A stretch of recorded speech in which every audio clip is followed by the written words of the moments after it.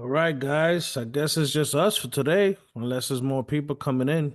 So we're gonna go over personal credit, unlocking financial opportunities. What is credit? Credit is a powerful tool used in your financial toolbox. You can use it to leverage, get you to the next level.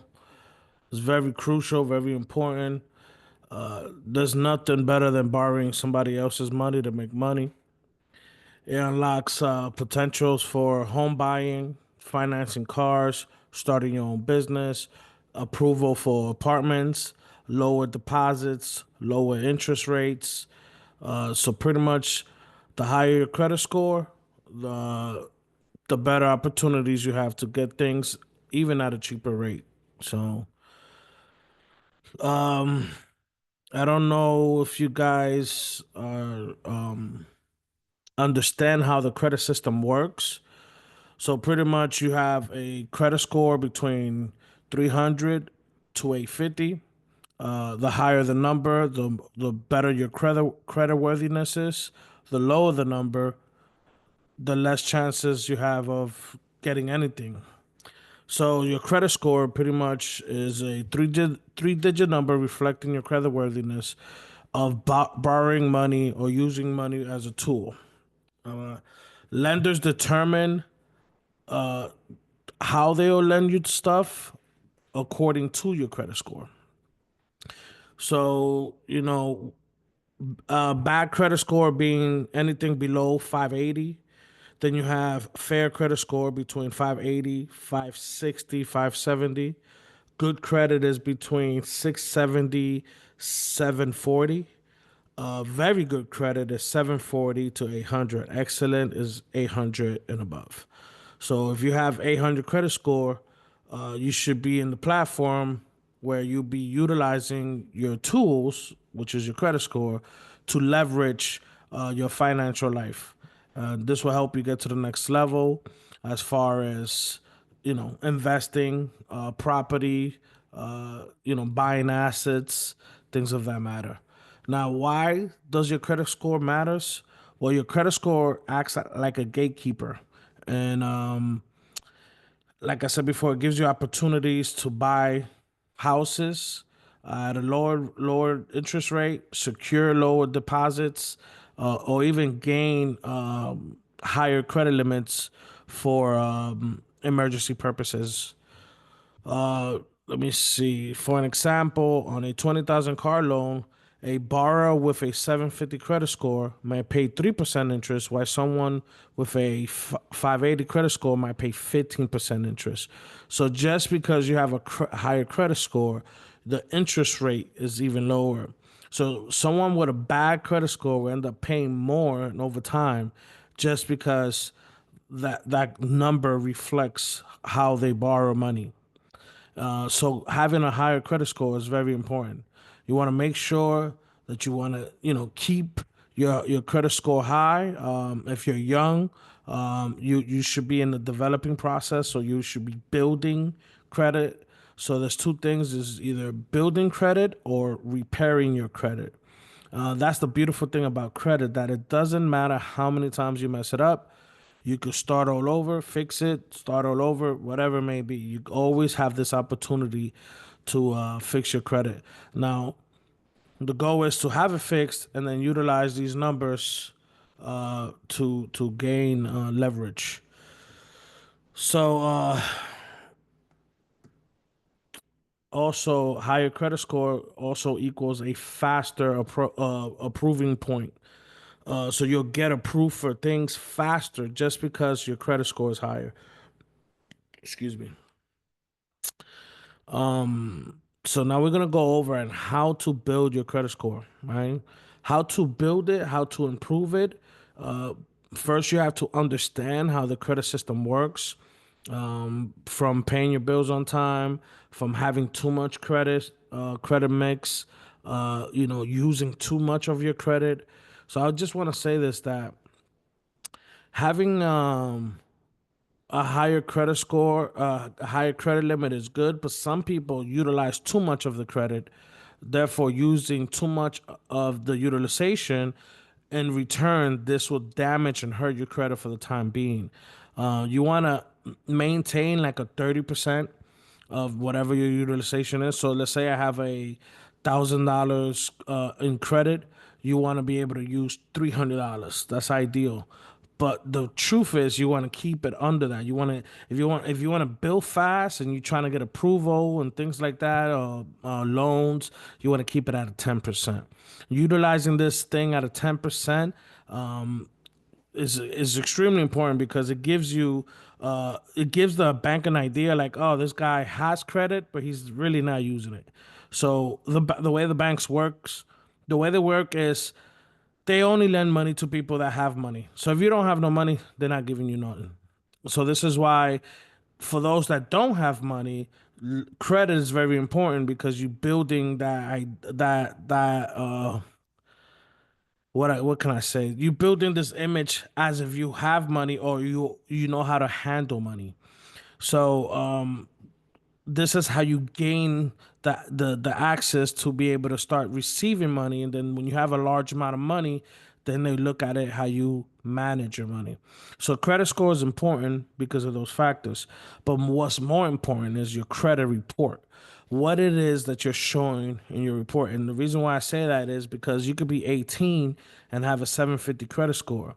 That doesn't mean you could go to the bank or go get a hundred K, or you could go pull out a Ferrari because you have a 750 credit score. So building your report is very important, and we're gonna go over that as well. So I'll give you guys some pointers. You guys have any questions? I don't want to move too fast because when I get to talking, you can't stop me. Let me check the chat here. You could drop anything in the chat or good at the one. Okay. Uh, so let's say maintaining low credit utilization, 30% of your credit score. So the way it was also calculated, you could have all your cards in one. So at the end of the month, let's say at the end of the month when they're reporting to the credit bureaus, they go according to all your credit. So if you have 10 cards and all 10 cards, let's say is $1,000 in credit, then you'll have your utilization will be according to that. So you have as individual card, right? So one card, $1,000. Try to keep it under 30%. But then at the end of the month, when the credit bureaus calculate everything, they're calculating all your money, and then in return they'll calculate the utilization. So you want to keep that in mind. I'm gonna show you some tricks. I don't know if I have some time on this class, but I'll show you some tricks on how to hide your utilization. Matter of fact, let me drop that in right now. One of the ways to hide your utilization is by understanding when is your due date, when is your statement date. So understanding these things, and this simple, all you have to do is call your card and say, hey, when is my due date? When is the statement date? And when you do that, you'll understand that you want to pay before the actual statement date, because the statement date is when they report to the credit bureaus. So if I'm utilizing my card, let's say I have $1,000 and I'm using $1,000 of the card, and I know what day is my statement date, I could just quickly make a payment and then use the money again. This is a way to keep your leverage. I recommend anybody who has a credit card. If you don't, the goal is to try to get one. Hopefully after this class, you guys will be prepped to go get a credit card. I will pay everything with credit card. Do not use cash. It's okay to have cash as backup for emergencies, but always use credit. Either credit cards, lines of credit, because you keep your leverage. And I'm gonna give you an example. If I'm making a payment to something, let's say it costs me $200. Remember, I worked to get those $200. So now when I pay someone with my cash money, I now lose my $200. I no longer have that money. That money belongs to the person I made that payment to. Now, if I pay with my credit card or line of credit, I could, in return, put that money right back into the card, and now I have the money to utilize it again. And at the same time, I also covered my monthly payment. So I covered the monthly payment, restarting the 30 days again, while also having the money to utilize it again. And if you have a good credit card, which that's the case. That's what we're trying to get here. Once you have good credit cards, you'll be able to utilize that for cashback rewards, or some of these. They all have different things that they give you, but you want to go with the cashback. Some of them give you groceries, some of them give you points for flying, and it all depends what type of credit card you have.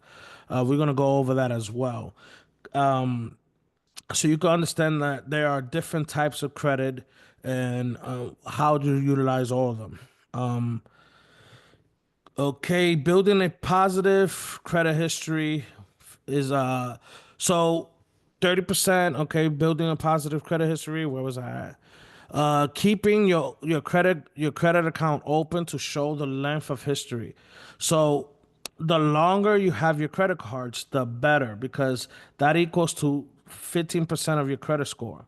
So history is very important. Some people have old cards and they're like, man, I'm chopping this card up. I'm no longer using it. It's no good, whatever. Or, you deal with a credit repair person that disputes these and remove it from your credit. Well, in return, that hurts you, because length of history is crucial, because it says how long you've had this. So if you have an account that is in good standing and you're no longer using it, fine, cool, put it to the side, don't ever use it again. But the length of history will help you, because it shows that you've been worthy enough to carry a card or credit for this amount of time. The longer, the better. And this is why sometimes people go crazy applying for credit, and they'll do it all this in 2 months, 3 months, and then your credit score drops drastically, because every time you get something new, it takes away from the length of credit, because it's an average, right? So if I have 7 years in one year, it'll average back down to like 5 years or so. So the longer your credit history is, the better. Now, if you have accounts that are open, and maybe you have some negative items there, or maybe some late payments or things of that nature, I think the best thing to do is go ahead and try to dispute these things in a way that you will still keep the account, which is going to help you, but you try to remove these things, these late payments, especially if you made a payment afterwards. This will definitely help you keep your account in good standings. The longer, the better. This goes back to the examples I was saying earlier about a teenager who just turned 18, just got credit, and he has a 750, 800 credit score, but he can't go get the things that you can, because your length of history is crucial. And this goes to the people that have kids here. So having an authorized user is very important for that reason. So let's say my daughter or my son turns 18 years old. And they've been in my credit card as an authorized user for the last 5 years, and I maintained a good history, good payment. I can now go, they can now go and assume those 5 years of history. So now they look more established, because again, we're building a report card. So once you build that report card, it looks excellent. Be like, man, this person, yeah, he might be 18 years old, but this person has had credit since it was 13, right? Even though that doesn't really exist, but you're assuming the credit history from the person that gave you the authorized user. True, you need to always try to use it for something, because it doesn't. So yeah, it all depends what you're using it. I think that when you have cards that you're not using, or like you want to keep but you're really not using it, just add something like a small subscription to it. Maybe like a Netflix or Amazon Prime, something that's 10, $20. It keeps it active. Therefore, again, you're showing the bureaus that, hey, I need you. It's like, not the bureaus, I'm sorry, the credit company. Hey, I need you, but I don't. And that's kind of the trick that you want to play with these people, because again, They don't want to they don't want to lend money to people that don't need it. They that don't have money. So if you have money, these are the people they want to give money to. So if you show that you're using the card, is almost like you baiting them into saying, you know what? How can we get this person to use more card, more of this credit card? Here, let me give you more credit.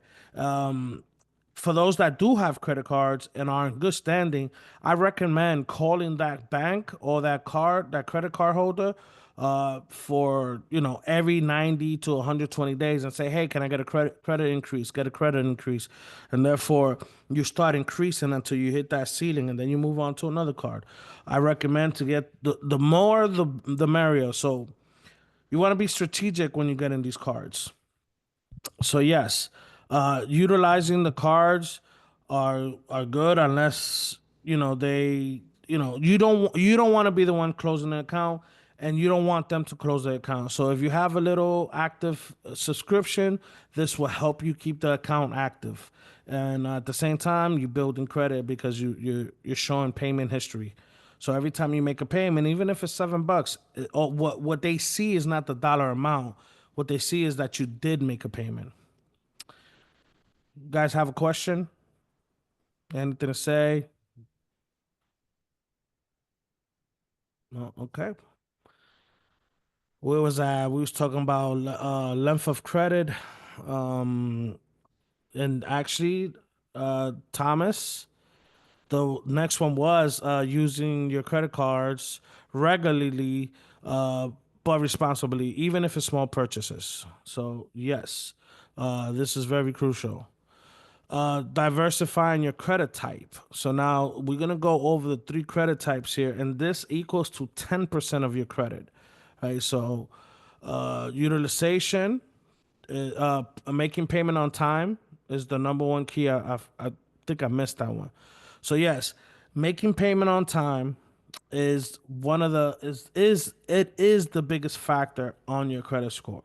So if you have a credit score and you at 750, 800, and you miss one payment, that is going to equal to 35% of your credit score, and it's going to drop drastically. This is why always pay your bills on time. Even if you cannot pay them on time, it's better for you to call them and get an extension. Hey, can you extend it? Because what happens is when you ignore them, they're like, huh, this person's ignoring us. They're not going to pay us. So they're going to mark you, and you're going to go down 30 days, 60 days, 90 days. And all that's going to affect your credit score because, again, is a 35% factor on your credit score. So you want to keep it to where, hey, listen, I'm struggling this month, or I can't pay the bill this month. Can you give me a 2 week extension? Can you give me a 3 week extension? Whatever works for you. Even if you make a small payment, even if you just be like, you know what, give me a 3 week extension, but I'm gonna pay $20 every week from here until I make that full payment. That is the best way because you want to keep that payment on time history, because if you miss one payment, it's going to drop drastically, and then in return it shows this person is not worthy of having credit. So I would do like automatic payments, have something on your automatic payments, or have all your payments on automatic payments, because it would help you keep track of the payments and not miss a credit score. I'm sorry, not miss a credit a bill. I'm sorry about that. So maintaining automatic payment is extremely crucial. This is why sometimes they give you a sense of like, oh, you know what? If you're an automatic payment, we'll take $10 off a month, because it's kind of like an automatic thing, and it kind of almost guarantees that you're gonna pay. So having automatic payments is really good too. The banks look at this as well. So again, making timely payment, 35% of your credit score. Maintaining a low credit utilization, 30% of your credit score. So the two main factors are payment on time and utilization. These are the two ways to keep your credit score high. Make payment on time, keep your utilization under 30. And like I said again, you could always use this method of trying to keep it below or never show the utilization, because if you pay with your statement date rather than your due date, your statement date is the day that they report to the credit bureaus. Your due date is just for you to pay. Then building a positive credit history. This is 15% of your credit score. You guys, you have a question? I heard somebody in the mic here. Don't be afraid to ask me anything. You could type it in the chat. You could unmute yourself, whatever it may be. I don't bite. Okay, so diversifying credit types. This goes for 10% of your credit score. So we have three different types of credit. You have revolving credit, which are credit cards and lines of credit. Then you have installment loans. Credit cards, you obviously that's self-explanatory. Then you have installment loans, which are like car payments, personal loans, student loans, mortgages, and things of that nature. And then so that's like a fixed amount. You have to pay that amount every month. The credit cards you pay as you go, whatever you use. There's always a due amount, and then you have like utility payments, and these payments you have to pay in full every month. So you get credit for this as well. When you pay your water bill, when you're paying your cell phone, all these things, you can actually report these things in your credit, showing that you maintain proper payment. If it's an automatic, even better. But you're showing that you're paying these things on time every single month. So revolving credit, which are credit cards, installment loans, which are like mortgages, cars, personal loans, and things of that nature. And then you have utility credit, which is like your bills, your cell phones, and things of that nature. And this goes for 10% of your credit. So remember, like I spoke at the beginning, diversifying your credit is having a different types of credit mix. So the more of you things, if you have only one, let's say you have a whole bunch of credit cards, well, you're only going to get credit for that, and your credit type won't really go up because you don't have different types of credit. So having these things is important. For those that do pay bills and are under your name, and that bill is coming out of your credit card, then contact whoever. You could contact the bureau and try to report that thing into your that utility bill into your credit. Therefore, it will increase your credit score. That's a little hack right there. So, cell phone, let's say you have Experian or TransUnion, any of these credit monitoring companies. I know Self does it, Chime does it. I'm not sure if Credit Karma does it, but you could try with them. You just got to make sure that you're paying these bills with whatever card you have on file. So when you report it, it'll track down. I think some of these companies is like $3 a month, and it will go track down like 12 months or even back 2 years, I believe. So it'll track back 2 years, giving you credit history, credit length, and showing payment history for the last 2 years. Excuse me. So that's a little hack there. Uh, Limiting new credit inquiry. Now, this one right here, it drives me crazy. A lot of people worry so much about inquiries. No, no, I don't want you checking my credit. I don't want you. It's only account for like 10% of your credit score. And is actually one of the easiest things to remove from your credit score. So it is insane to me how people worry so much about the inquiries versus the payment history or versus the utilization, which equal just the two top that I name is 65% of your credit score. So you want to be able to keep those low, and inquiries. Obviously, you want to be strategic when you're applying for things. You don't just want to be applying everywhere and everything, because again, it messes up your length of credit, and also you get a whole bunch of inquiries. So be strategic. Avoid frequent applications for credit, as too many hard inquiries can lower your credit score temporarily.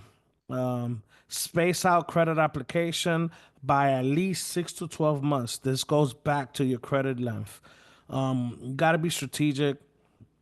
If you if you are one of my clients, you will understand I teach a whole bunch of tricks on how to apply for credit all in one day. So some banks might give you let's say for Bank of America, you could apply for like 10 cards, 10 credit cards, and it will only be one inquiry, but you want to be strategic in how you do that. So just to throw some gems out there, let's say I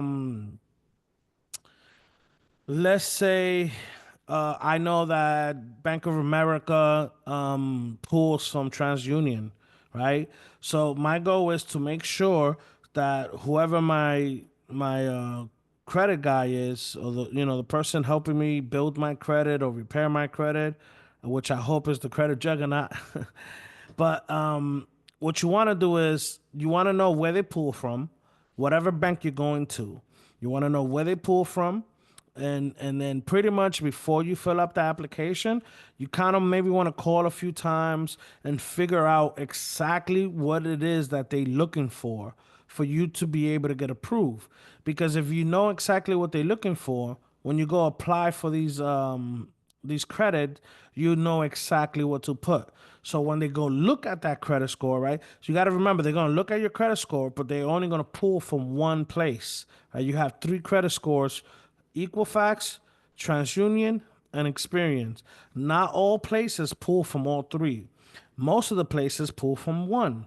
And sometimes they communicate with each other from the secondary bureaus.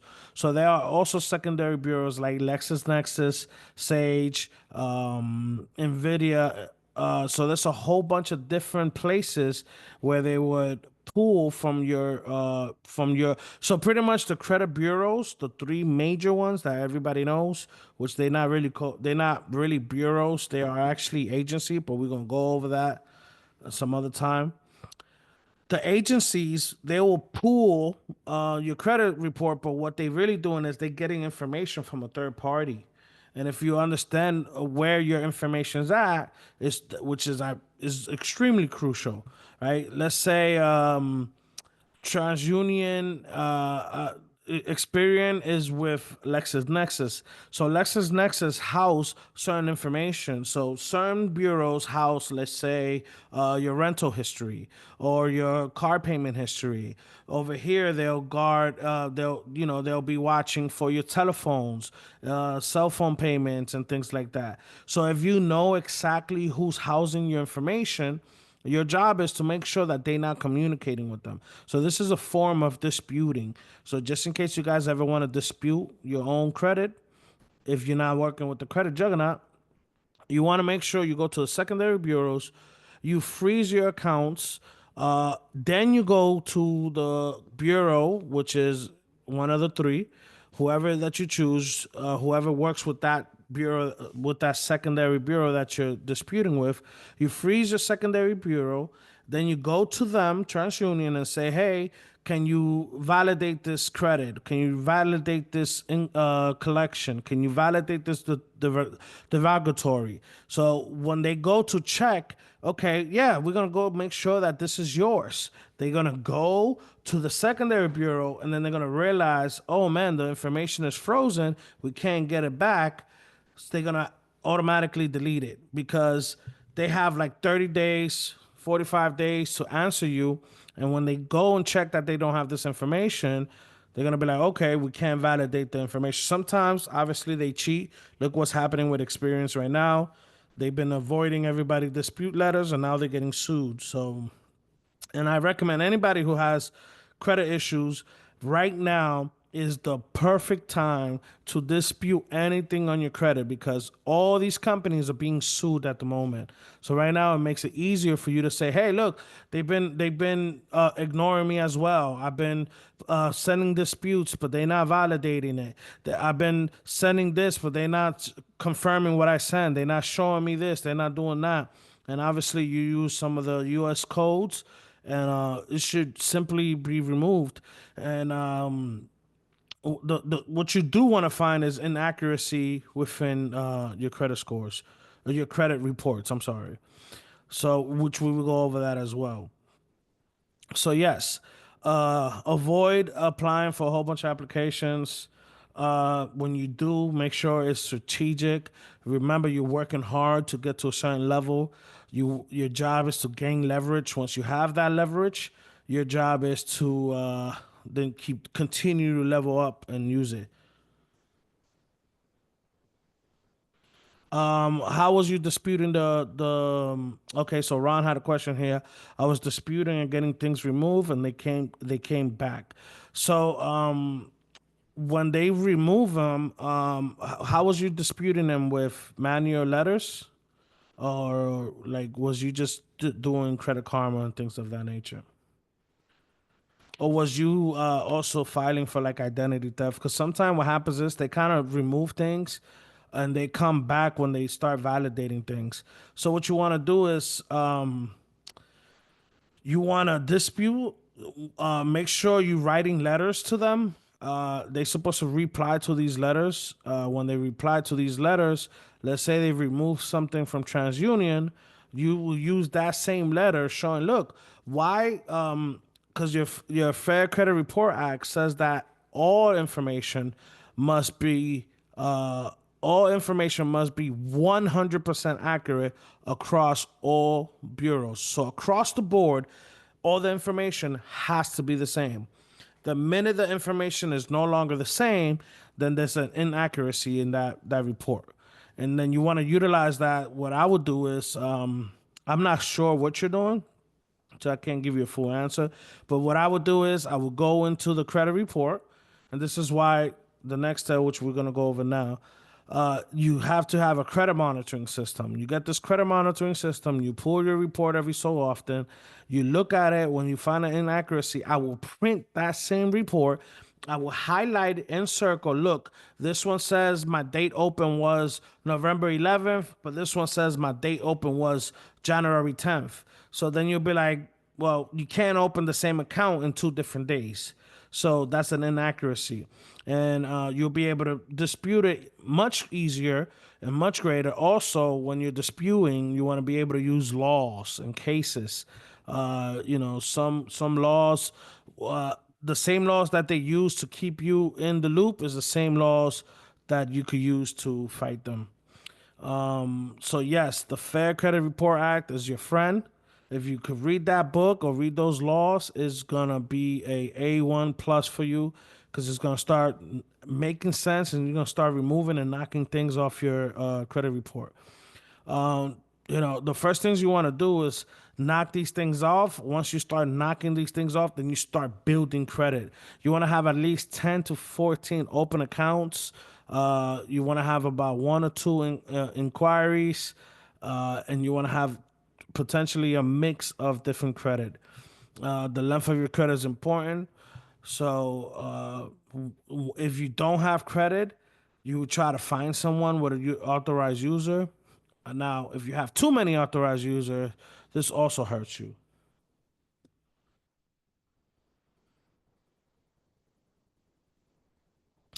Experience, right? But again, so yes, yes, disputing an experience is good, but you want to be able to keep these letters for you as a record as well. Make sure you have a copy of what you're doing. So when I dispute for my clients, I make sure I send a mail by mail, I send one certified mail, and I send one digital, which gives me a receipt pretty much saying, look, I sent it on this day. And then the certified mail tells me the day they got it. And then it's almost like you're putting them on notice. You want to be respectful, but you also want to utilize certain words, uh, because sometimes you get flagged, and it's a machine that's kind of reading all your disputes. The minute something doesn't make sense, they kind of kick you to the curb.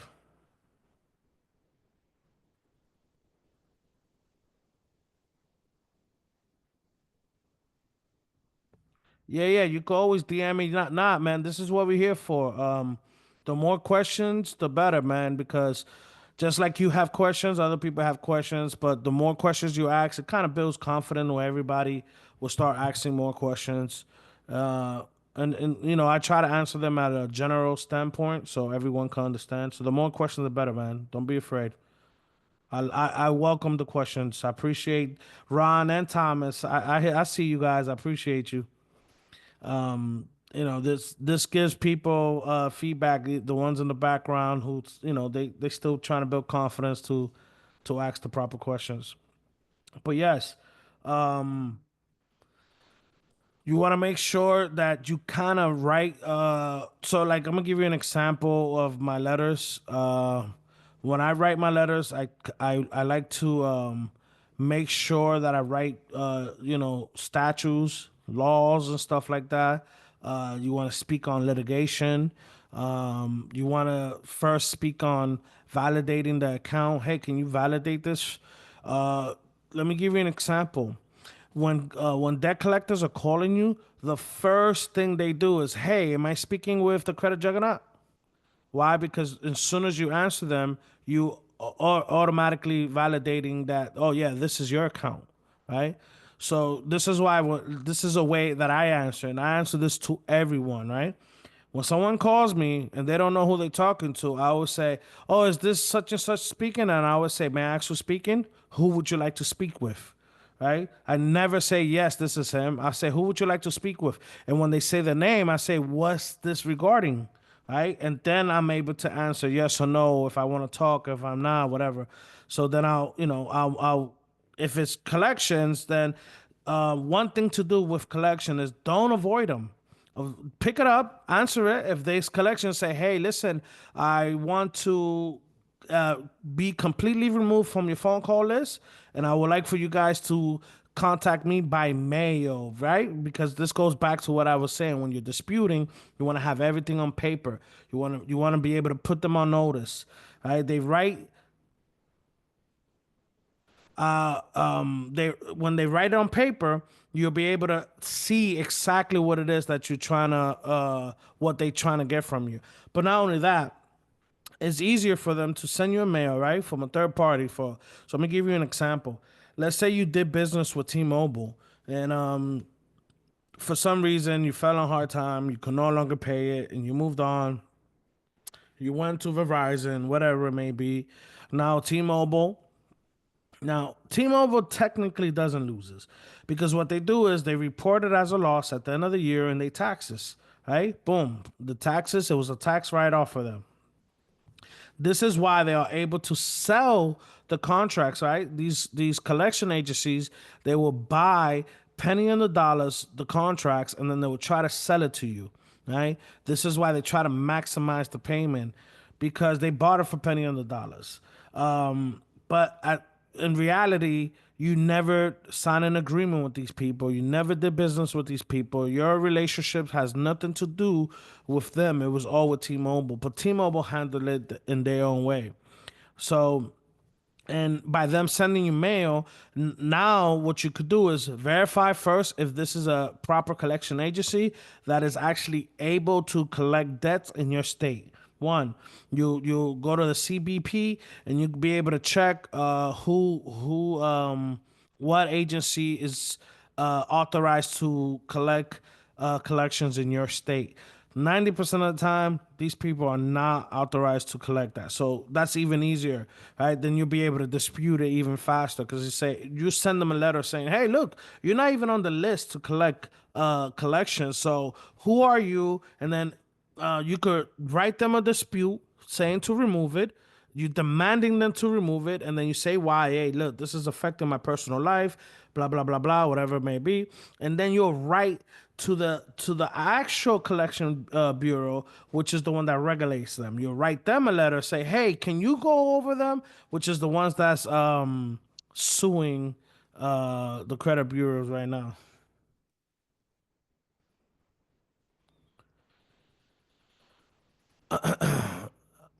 So you do that, and you'll be able to you'll write them a letter. The CFPB, you write CFPB a letter. You go through a system, which I'm gonna do a class on that, so I could teach you guys how to dispute your own stuff through the CFPB. The CFPB is the only true credit bureau. The other ones are not credit bureaus. They just call themselves that as a name that they use to be able to manipulate the people or the massive to say, hey, look, this is a credit bureau. We have to be scared of them. But in reality, these companies are owned by private individuals.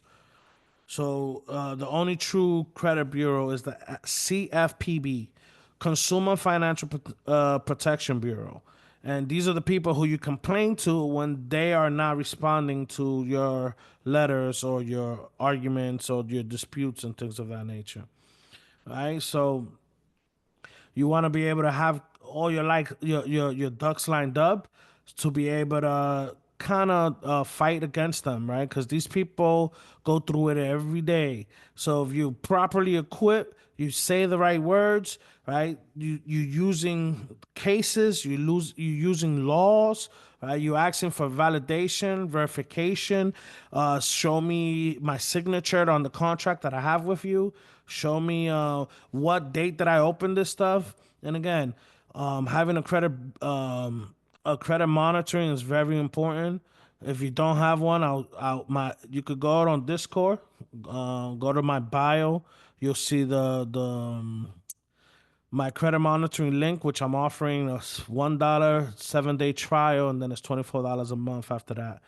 But like I said, you want to be able to have your ducks in order, do it properly, and once you go through these channels, more than likely they are not coming back on your credit because you have proof that. So, like I said before, if TransUnions remove it, they must remove it from Equifax and Experian because what did TransUnions didn't see or saw that the other companies didn't see. So you use that against them. Look, TransUnion removed it. Why you're not removing it?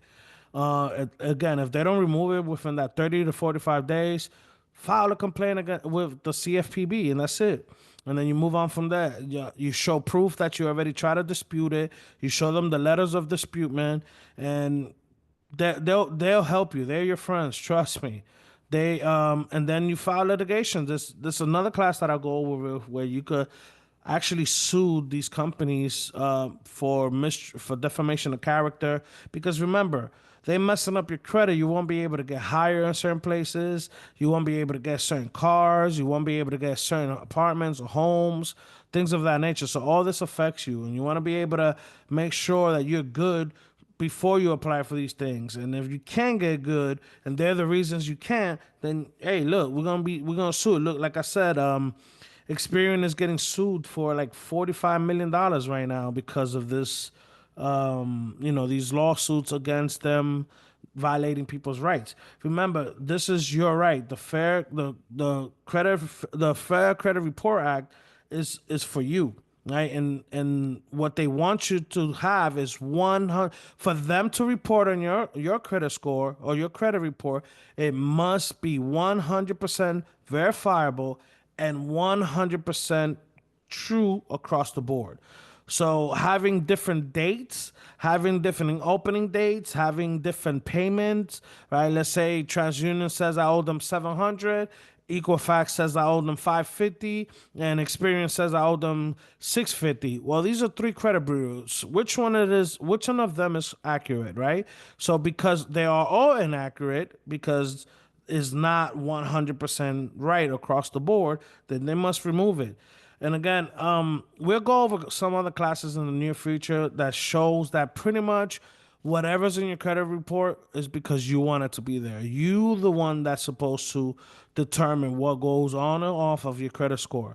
And this is the reason why people like me, who's educated on credit reports and credit repair, credit building, we understand that whatever's there is because you wanted to put there, and we could remove anything from your credit report. We could remove child support, judgments, liens, debts. We can even adjust some of your late payments, especially if you're continuously paying after that, right? Now, I want to say that nothing is guaranteed, but we do dispute them properly where we have a nice high rate. We remove things and we keep going. We don't stop, and we just keep going with these case laws. We utilize them against them, and trust me, they'll fall off. There's different methods. Sometimes you gotta hit him with different angles. I don't know if I believe it was Ron that said he was disputing. You gotta try different methods. Hit him with different angles. Send letters at different times. You want so here's another thing. This might be one of the reasons now why things keep coming back. One of the very important things that people always skip over in your credit report, you want to have accurate information, meaning your name must be spelled right. This is again goes back to why it's important to have your credit monitoring. Your name needs to be spelled right. Your date of birth needs to be right. You want to have one address. You want to have one employment. Some people have 20 different names, right? And it's not your fault. Sometimes they misspell it, right? Your name could be spelled with an A instead of an E or a Y instead of an I, right? And that's not how you properly spell your name, right? Legally, your name and your birth certificate is spelled this way. And this is how it should be in each credit bureau. So, let's say you have a car payment that you no longer have, right? Well, that name is associated with that car, so every time that you remove it, right, it comes up again because that name is still on your profile. So when you check that name, you be like, yo, that's not my name. Well, that name is associated with that debt, and that's why it keeps coming back. So the first thing you want to do, anyone that's doing any type of credit dispute, whether it's yourself, which I also have a DIY project, by the way, if you guys want to do your own. I have ebooks and all that type of stuff. But the first thing you want to do is make sure you have accurate information on your credit report, meaning personal information. Name. Make sure your name is spelled correctly and you only have one name. One name, because what happens is sometimes you get denied simply just for that. Not even because of your credit score. You could have a 750 credit score and you're getting denied because your name is misspelled a couple times in your credit report. Right? So you always want to make sure your name is spelled correctly and you have the correct date of birth, right? Your first name. Sometimes they put your first name last, right? They might say Jason Rivera instead of, or they might say Rivera Jason instead of Jason Rivera, and that affects your credit score. I mean, your credit report. So again, make sure your name is correctly spelled. Make sure you have one address. Uh, Make sure that you have the proper date of birth, and make sure that you have one employment. And sometimes this affects a lot of people, especially juniors. A lot of people that have the same name as their dad because they might they might use your information for him or they might use his information for you, right? Because you guys have similar information with a similar address and things of that nature. Yeah, for sure. Just DM me. Are you on the Discord, Ron? If you're on the Discord, just shoot me a DM and we'll chop it up. Okay. So yes, make sure your information is properly set up. And that's the first thing I will go for when fixing my credit score, when fixing my credit report. First, very thing that I always tackle: names, addresses, employment, date of birth. Make sure all these things are they are right. And then from that point, then I will go in, freeze all my secondary bureaus, which is the let me pull it up here. You have ARS, you have LexisNexis, you have Sage Stream, Teletrack. You have check system. Well, the check system is yeah, Core Logic. So yes, you have an idea, Ron. So these are the secondary bureaus. You want to be able to freeze these first. So what's the first step? First step is personal information update. Second step is free secondary bureaus. Third step is go over your credit report, find inaccuracy, misspells, information, negative information, then dispute them. So I always tell people when fixing your credit, the very first thing you have to understand, it takes about 3 to 6 months. Some people faster. Some people in 30, 40 days, 45 days, you could get all that information removed. Some people takes longer. It all depends on how the bureau reacts to it. What my letter that I'll send for you for Ron might not work for Thomas or for Rico. So you want to be able to understand that you have to have multiple strategies, different arsenals, and how to dispute these things on your credit report. You guys have any other questions? I appreciate you guys being here, by the way. Awesome. Thomas, you got something for me?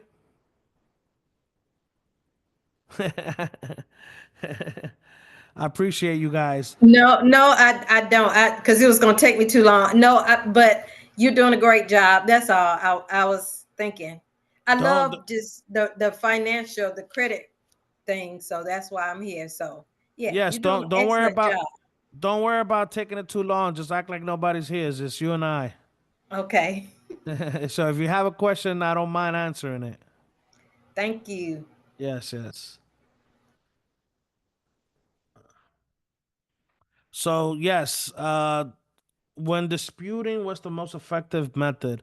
Like I was saying, everyone is different. Some people have different approach. My approach is always making sure that whatever addresses, and this goes back to what I was just saying, some addresses are linked to some of your old accounts, and this is how they're able to validate the information. They'll be like, well, your address is linked to this debt, right? So this is why you want to go, and the first thing I always do, my method is personal information, free secondary account, and then I want to ask for validation. Show me that these accounts belong to me.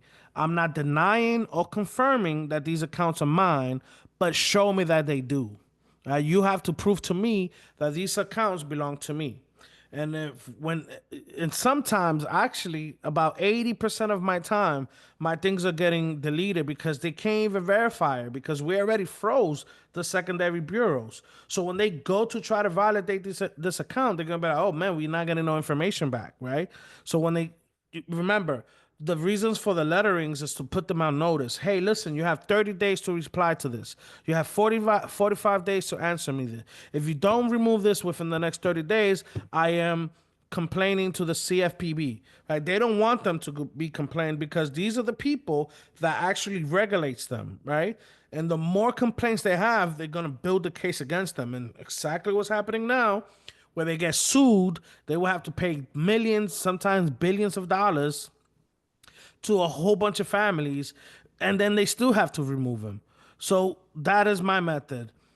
Personal information update, free secondary bureaus, send validation letters.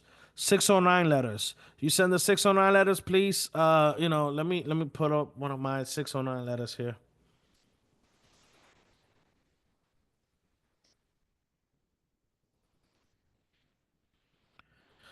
So that is my method here. Yes, the 609 letter. Yeah. Everyone is individually different, but people have similar issues with some people. Yeah, so 609 letter is pretty much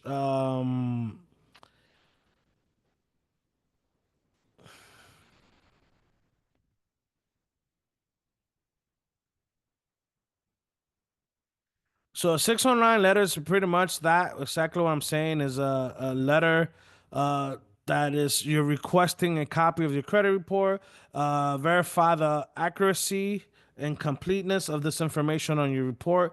Dispute any item on your credit report that cannot be verified by the credit bureaus. So this is how I know what's my next move, right? While writing a 609 letter, it often marks as a way to remove negative items from your credit report. The truth is that it's primarily a request of validation or verification. If the credit bureau cannot verify the accuracy of the dispute of a dispute item, it must be removed or correct the information. And remember, they cannot correct it. They could try to. Sometimes they stall, right? They could try to, but how can they validate something that they don't no longer have access to, right? Remember, you froze the secondary bureau. So now when they try to contact them and say, hey, remember that information you sent me? Send it over again. They're going to be like, well, I can't because that person put a stop to it. So now they're going to have to try another method. And by that time comes, they're already out of time. And when they're out of time, they have to remove it. So that's definitely a way to start removing inaccurate things from your credit report. Now, which is crucial because then you start leveling up, you start leveraging, your credit score starts jumping up, and then you start using that to either leverage for your business, emergency funds, get credit cards. I recommend people to get credit cards every 3 to 6 months, man. Always, always. Now, don't get it twisted. There are some banks that don't allow you to apply for, I believe it's Chase, for more than, I think they have like a 524 method, meaning within the first, with you can apply for credit cards, you can only apply for 5 credit cards within 24 months or something like that. Don't quote me. I haven't gone over that in a while, but I believe that's so. Again, you have to understand who you're working with and how they work. If you're doing business with Bank of America, it's not the same thing as you're doing business with Chase, right? And understand their benefits too. Like American Express, they have certain things that you could do. Certain, you might apply for it online over, if you applying for it online like at midnight is different than you calling and filling an application, because then the underwriting is done differently, and you want to be able to understand these methods, which again, I have a few ebooks that I might drop in the Discord. I'm not sure, but I'll drop some free game. I'm trying to give you guys as much game as possible. You know what I mean? But you want to be able to, once your credit score gets to a certain point, go get credit. Go get your credit card before it drops again. Because what happens is your credit fluctuates. It goes up and down every now and then, right? So you want to be able to maximize it once you have credit. Go get it. If you have 750 credit score, go get a few credit cards and then don't use them. Just activate them and add your whatever account to it. But it's that account that goes for as an emergency fund. Next thing you know, you have your card for 5, 10 years, and they're gonna give you whatever you want. This is how you get $20,000 credit cards and $50,000 credit limits, and this is easy for you to go get a HELOC or a home equity loan, or if you have a property, or if you're trying to build business and you need money for business, they're gonna be like, man, you've been with us for 5 years. Here's 10, here's 20, here's 30, right? Imagine doing that, right? Imagine that your credit score is at 750. And now you could go to 3 different banks. Why? Because this bank pulls from TransUnion. You're gonna go get 25,000 here. You're gonna go from this bank that pulls from Equifax. You're gonna go get 15,000 here, and then this one pulls from Experian. You're gonna get 25,000 here. So now you have a total of $65,000 that you could literally utilize either for a new property, or for your first property, or for building assets, or to even trade in the stock market, to design something for your clothing brand, whatever, a new business venture. You are using the capital that is already given to you. Look, I'm gonna tell this is what I always tell people. It's easier for me to gain access to 100,000 versus someone trying to save 100,000. The work and the time that you will have to put in to try to save $100,000 is extremely difficult, especially in this economy. The average American doesn't even have $1,000. The average American doesn't have $1,000 saved up. So imagine trying to save 100,000, especially in an economy. that's filled with inflation, right? It's easier for me to borrow 100,000. All I have to do is go through these proper things, set it up correctly, boom, go get 100 grand, right?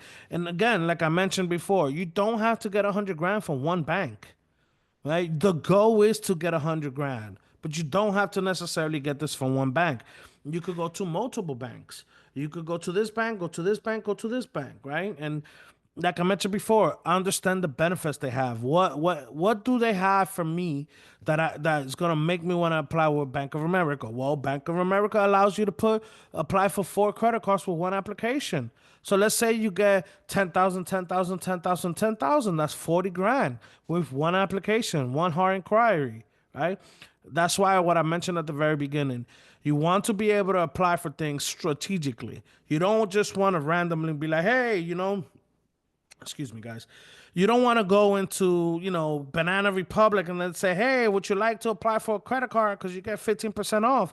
Well, what benefits do you get from that, right? Well, you're going to get a hard inquiry for 10%, for a 10% discount. So, understand that when you apply for things, you're doing it strategically. And when you understand how to do that, you get to maximize. And like I mentioned before, right? When you're doing things strategic, you could call the bank and say, "Hey, man, what are my requirements for me to get these things here?" Right? And then you understand how to get it. So when you apply for it, your application approval is skyrocket, right? You know exactly what they're looking for, right? So, for instance, if you understand that for you to apply for this credit card, you're not gonna get it, right? Because your credit score is at 690, and that you get put in this bubble where it says, well, 690. You can only get $9,000, right? But you go in the bank and you're like, hey, can I apply for a $10,000 credit card? Well, you're not gonna get it automatically. They're not gonna say, "Oh, well, we can't give you 10, we're gonna give you 9." No, that's not how it works. You apply for the 10, you got denied, move on. Now you just got hit with an inquiry. You don't even know how you ain't getting nothing. You didn't benefit from it, right? So this is why you want to do things strategically, and you want to understand how it is that the banks that you're applying for works. And like I mentioned before in the business class, you could actually utilize your once you have good credit, you could utilize your good credit to apply for business loans if you have a business. And this will help you maximize your personal guarantee it. I'll support your business, bro. I appreciate that, Ron. That's what I did. I had to use my saving, put my credit card, borrow the money, and put it by getting interest. I was making a small payment because I always use the interest free. So yeah, that's another good method as well. Um, some credit cards, and I like that you brought that up. You see, this is why we need these questions. That was an awesome. I like that. So there are some credit cards that offers 12 months no interest rate, right? If you utilize this, right, you can maximize this, right? Some people utilize it and they get other credit cards. You know what they do? They'll transfer over. They'll take this credit card and they'll transfer money over to the other card, because in this one, you don't have no payments. It's zero interest. Over here, you're paying 10, 20, 25, 30%. I've seen it up to 30%, which, we got Donald Trump in the building now. So I know he's going to regulate these things. But think about it. You're paying 20%, 25% in interest payment. You could utilize, boom, you got good credit. Let me go get an interest free card. Now I'm gonna take this whole card, put it in deposit into these things, right? I pay that off. My credit score is gonna shoot up, and now you just have one place to pay. You pay exactly what you use for the next 12 months instead of having interest everywhere else. So now you're saving 30% here, 20% here, 15% there. So utilizing these methods are very cool. And guess what? While you utilize the 12%, the 12 months no interest, they probably got cashback and reward points. So now what? You just got free groceries. You just got $3,000 back in cashback. Whatever it may be. And that's an awesome game plan to do. So yes, I recommend you to go for the free interest card. That was a dope move. Any questions, guys? I'm loving it. Keep it coming. Rico, I don't hear you, man. You're in the background here. You got something for me?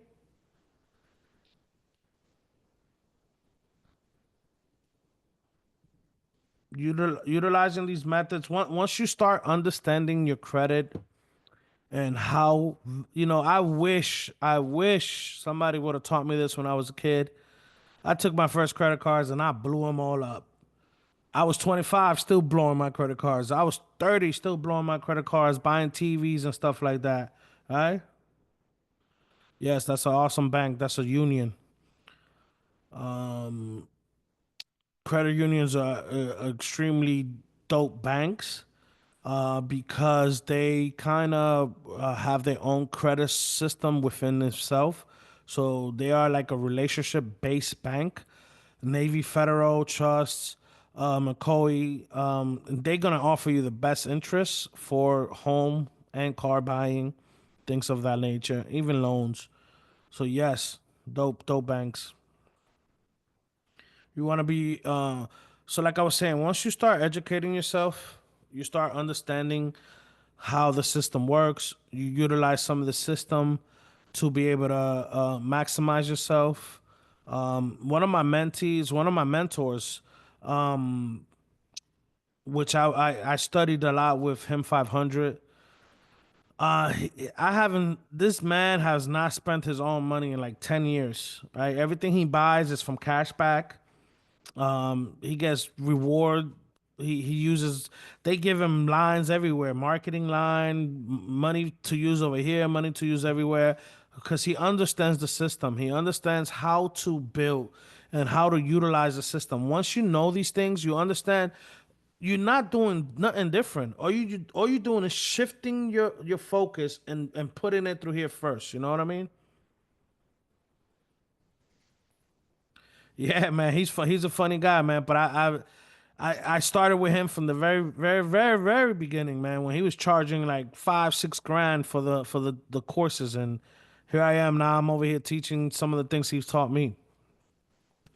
But yeah, he's an awesome man. He utilizes a lot of tools, and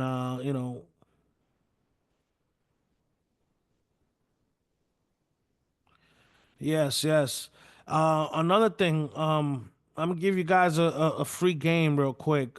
For those that do have credit cards and have a large amount of credit cards, but are running low on cash, and you want to be able to use some of this credit card money to to utilize it for either emergencies or for an investment, whatever it may be. Obviously, like I teach all my clients, you want to be able to buy assets or build funnels of money. You don't want to just take the money and go buy shoes and clothes and sneakers. We're no longer kids, right? We are now adults. Some of us have kids. We have families. We have other people to take care of. And even if we don't, we might have somebody that depend on us, right? Without us, they might not be able to function properly. So I always tell people, take your money, build assets with it, man. Invest in the stock market, create a dividend portfolio, create a vending machine business, whatever it is that you're into. Figure out a way that you can make money with it, and all you have to do is invest it in it. So let's say you have a credit card and you're trying to pull out some money, but you don't want to get hit with the cash advance. I'm gonna give you guys one. I'm gonna give you this one right here. Let's say I have a $50,000 credit card and I'm trying to get this money, but instead of me paying them, I want to get rewarded for me taking out this money. Right? I will book a cruise. I will book a cruise, or if you don't even have to book a cruise, you could go to a casino maybe. But I will book a cruise because I know it works on the cruise. You go to a cruise, you book a cruise, 3 days, whatever, $600. While you're in the cruise, assuming you're having fun, you go to the casino. You say, hey, you got to make sure that that credit card is linked to the room account. You go into the casino and you say, "Hey, let me get $45,000 and put it in this room key." They're gonna give you the $45,000 in chips. You go, you shoot a couple of $100, and then you wing it out. Maybe you last an hour. Don't spend it. Obviously, the whole point is not to gamble because you want the money. But you're gonna throw a few chips. Maybe go to the quarter machine, whatever it may be. After an hour or so, you go back to the casino and you say, "Hey, I want to cash out. I think I'm having a bad day." They're gonna give you all your money back in a money order. So then now you go back and you cash the money order. Now you have the money that was in your credit card. You got cash back rewards for it. You got cash points rewards for it. And now you have the money to utilize to for whether it's a business venture or whatever the case may be. But I would suggest you building an asset because this is gonna bring money back in because obviously you got to pay that money back. Also, the ones that really hurt your credit scores are the credit cards and lines of credit. Loans don't affect your utilization. So there's another method in how to do that as well. But loans don't affect your utilization. Credit cards do, and lines of credit do. Any questions, guys? I always use the balance transfer. I have to learn how to use the reward points. Yes. Utilize those reward points, man, because it's free money. It's free stuff, free flights. Um, you know, it's free. What's better than free? And for those that don't know, actually, if you are in the Discord, I am offering three individuals free credit repair services till we get your credit score to a 750. The goal is to get your credit score to a 750. After that, then you'll have enough tools and system in place to be able to move on. But if you go to the Discord, go to my channel, chat with the credit juggernaut, you go scroll to the top and just follow those instructions, and that's exactly how you'll get free credit repair. Free credit repair services for all individuals. I am trying to help a couple of families here. I got nothing but game. I got so many things I want to give out.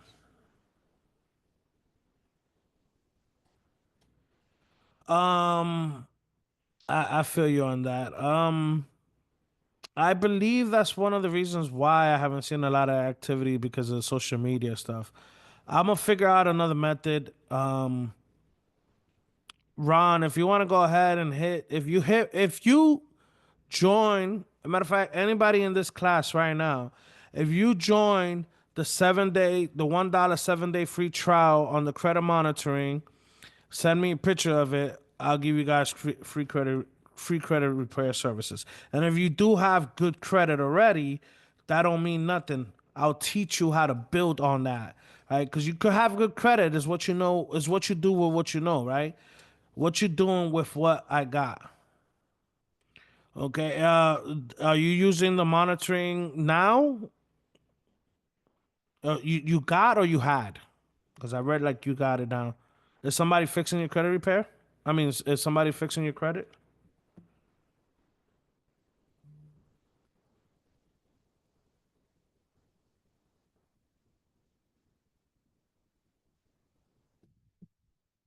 Um,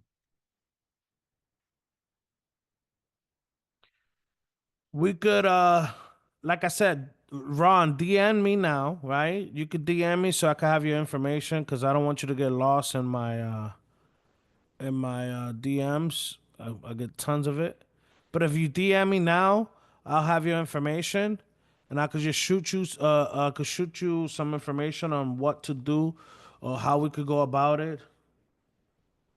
How we could go about it, where I could contact one of my identity IQ managers, and they could confirm and check out what's going on with your account.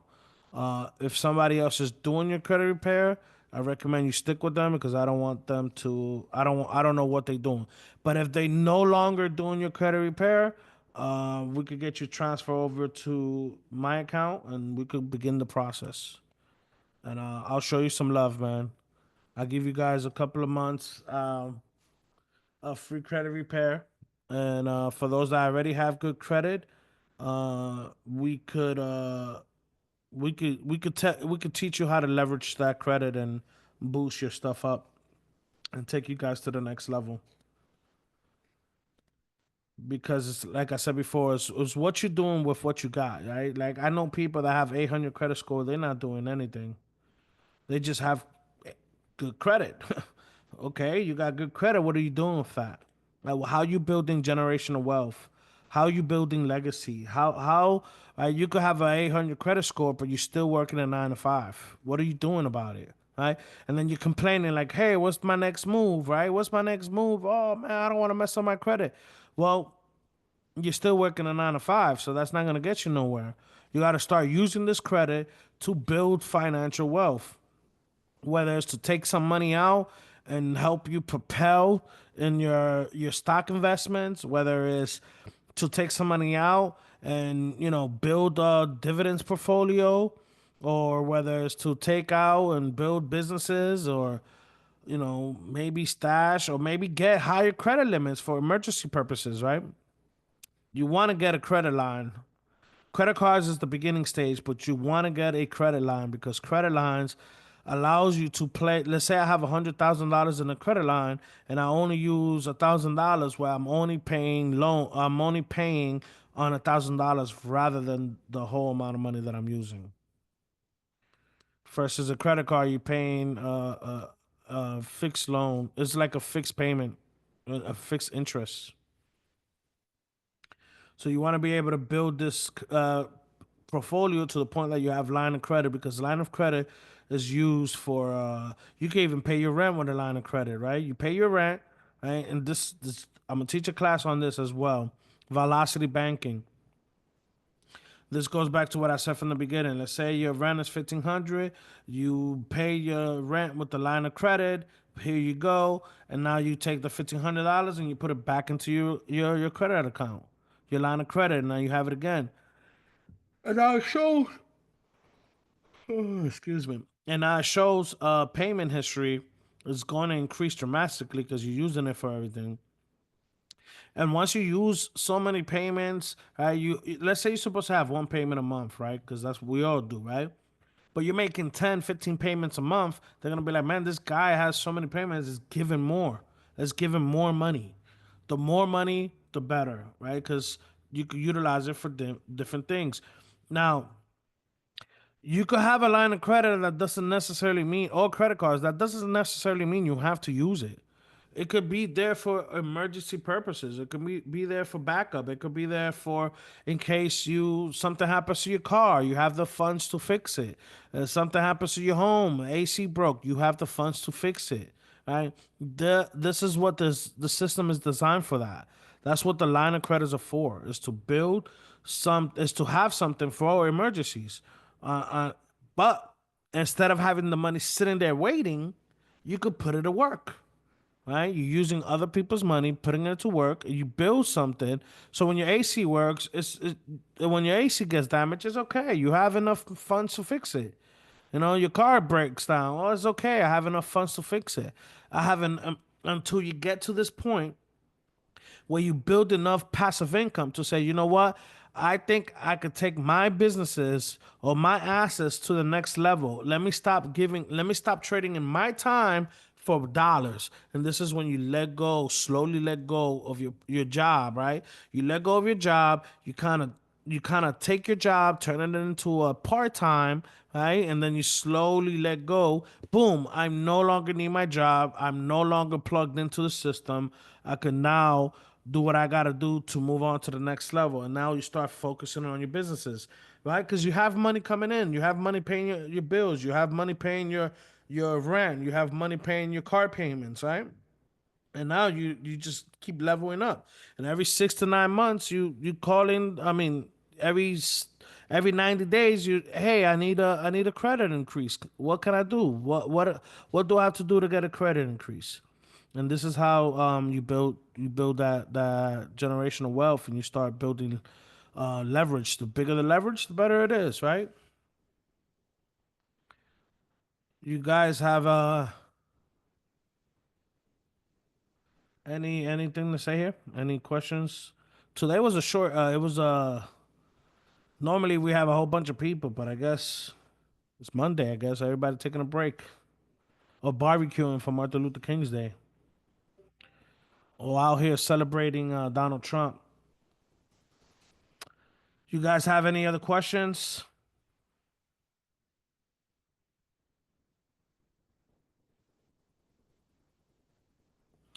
Correct. That's what I'm saying. The more you use the card, so yes, a lot of times when you use the card, a lot they will automatically increase your payments.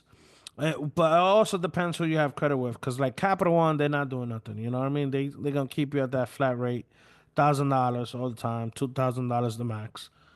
So this is why you This wanna. and Discover will too. I've had them forever, and they won't increase. Yeah, yeah, they are horrible. But if you already have them, keep them, and then you utilize them to move on to someone else. Because you building credit, and what that doing is gonna give you a credit mix. It's gonna say, oh, this person have three credit, right?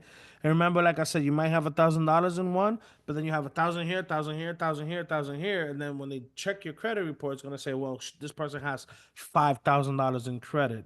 They don't necessarily break it down as individual. They do, but they don't. So yes, that's awesome. Any questions? Any statements? This was an awesome class. I enjoyed. I will have more classes like this in the near future. I'm a little rusty. It's been a while. I've been dealing with a lot with the passing of my brother, my mother. So I've took a little time off, but I'm back. I'm back full in effect. I will be doing. I don't know if you missed last week's class. We did business credit. This class was personal credit, so I was just pretty much doing an introduction to both. And now I'm just gonna give you guys like tips and tricks and how to get to the next level, leveraging, um, a whole bunch of stuff, man. I got so many things coming for you guys. It's just not even funny. Hopefully, you guys benefit from it. Thank you. Thank you, thank you. I appreciate you guys. I'm gonna give you guys another 2 minutes for any more questions, and maybe Rico want to say something. Got him in the back over there.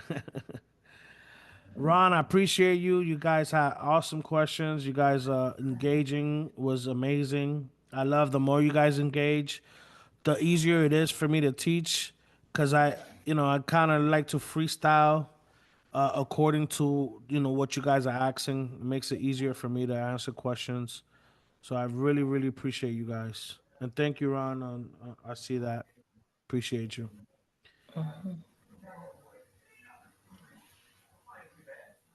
I see. Thank you, man. Yeah. If you have any other questions, you can ask me, Rico. We here. We on board.